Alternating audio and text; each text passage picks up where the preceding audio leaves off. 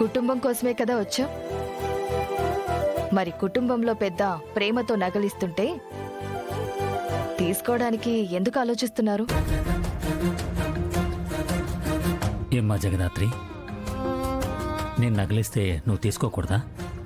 అయ్యో, అలా ఏం లేదు మావయ్య గారు. అంటే ఇంత విలువైన నగలు ఇప్పుడు మాకెందుకు? అంటే అంత విలువైన నగలు ప్రేమతో మీరు నా కూతురికి ఇవ్వచ్చు, కానీ మేమివ్వకూడదా? తీసుకో జగదాత్రి.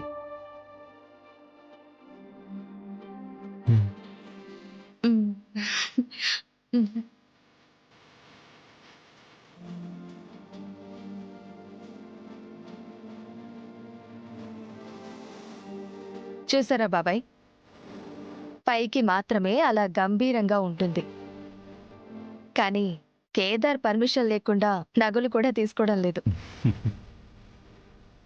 అలా ఏం లేదు వదినా. ఊరికే అన్నానులే. ఇది మీ హక్కు. మీ హక్కు నుంచి మీరు ఎప్పుడూ ఆలోచించాల్సిన అవసరం లేదు.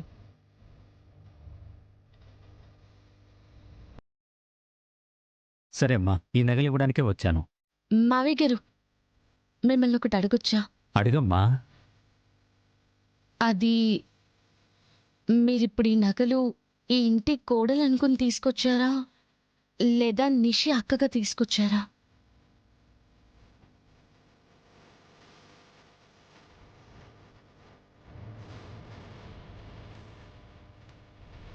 నీకు కావాల్సిన సమాధానం నేను ఇవ్వలేనమ్మా,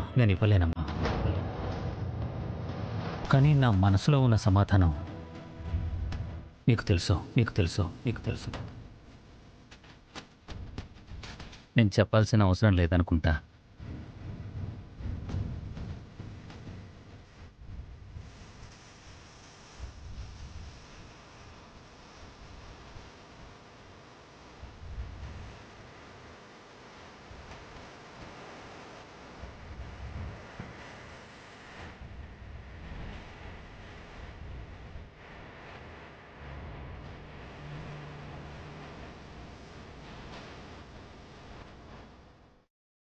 ఏంటి మావయ్య, మేము పిచ్చి వాళ్ళమా?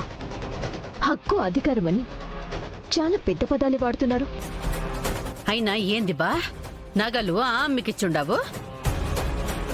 మనకి కూడా ఒక కోడలుందని గుర్తుందా నీకో? మీరు ఇలా వాళ్ళకి ఆలోచిస్తున్నారు కాబట్టి వాళ్ళు నెత్తి నెక్కి కూర్చొని ఇంటి పరువు తీయాలని చూస్తున్నారు. ఏంటమ్మా?